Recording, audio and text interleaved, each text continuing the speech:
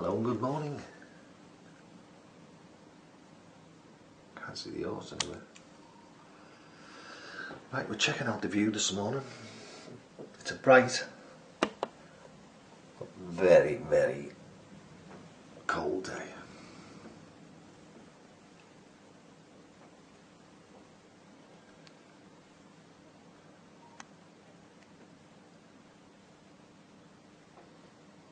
See. Anyway, on to part 12, I think it is. Now, I'll have to just go back a little bit here. Put the events in order. The branch review was sort of the last part before the director resigned.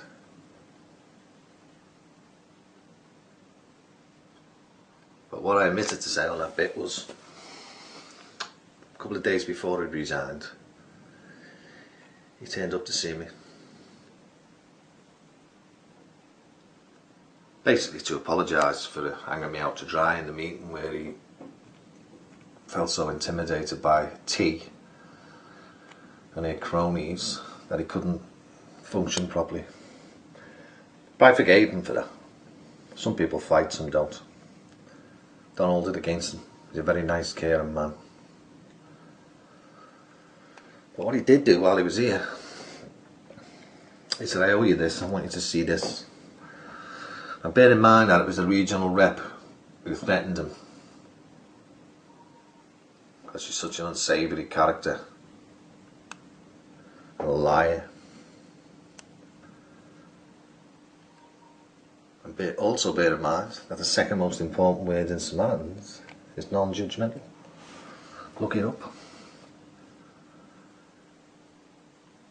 Anyway, director pulls out the mobile phone, says, well, have a look at this message. And the message said, now before I say it, bear in mind, regional rep had never met me. I'd never met her, thank God. But I knew what she was like. I'd heard stories, but now I'd experienced them firsthand, so I knew it was the truth. And the text said, I've heard enough, get them out the branch. Now this was written by someone who was going to be my next port of call in the grievance process.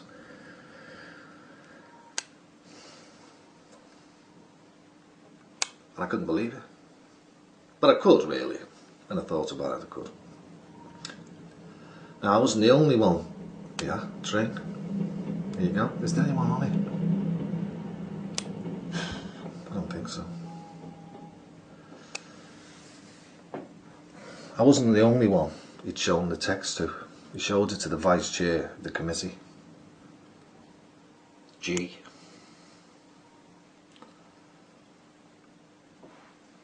Anyway, I said, thanks for showing me that. I'll have to make her part of the grievance now, obviously, because I can't go to her. So we're up to speed now. And in between that message and him telling me that, he resigned. As soon as he resigned, we get to this text from the regional rep. All caring and kind. I know this must be a difficult time for you, and I'm here for you. Can we set up a meeting? I don't make assumptions. I want to hear your side of the story. And it was really sad and sweet. To which I replied, waited a couple of days and replied, as nice as I could, can't remember exactly what I said, but I said, no, I'd rather not meet, because I've got a grievance in now. I wasn't the only one with one in. There's a grievance in now, the process, and probably we'll meet you as part of that process.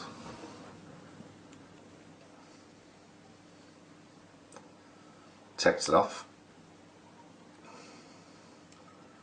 And I thought, fuck you. Anyway, director gone.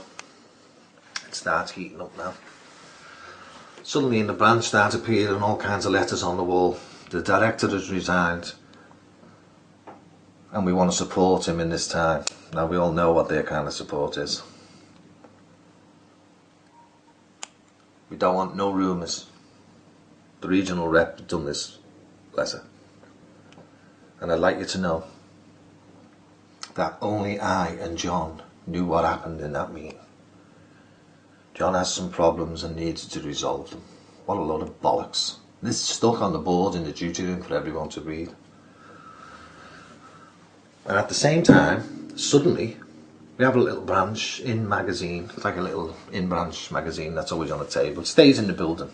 Just giving you news on who's doing what and what things are in Samaritans in general. If you want to add articles, you get in touch with the guy and he puts them in. Now, of course, no one ever does. You get about 2. 1 a month, 2 a month, if that, nothing. Suddenly, it's full, all about the conference that they'd gone to. Now, the same crew always go to conference.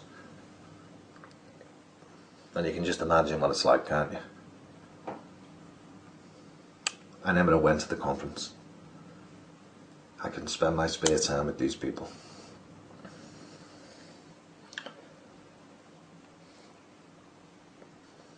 One of the articles that started appearing, because what they were doing was setting out the stall really, preparing for the onslaught. And one of the ones, C, volunteer care, had been at the conference and decided to put a lovely piece in based on, of all things, a Julie Andrews Sound and Music thing. You never read anything so disgusting. Why I'm a Samaritan, why I care, all this. Obviously she was getting herself in the magazine, so that people in the branch would be inclined to think things were good. Now what it reminds me of,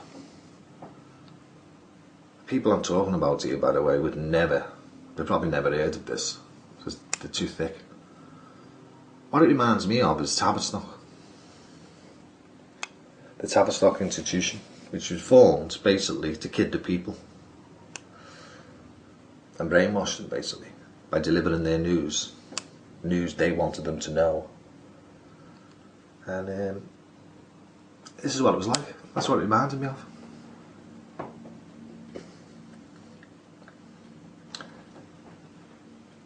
So, I'm reading this shit thinking, Jesus Christ, this is awful. I can see what's going on though. They're all aligning themselves now, ready.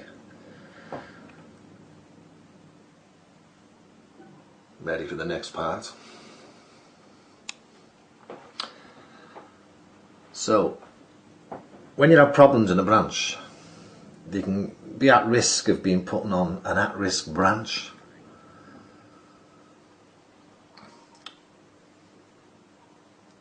So they get a director in from the outside to come in. Now, seeing as we had no director,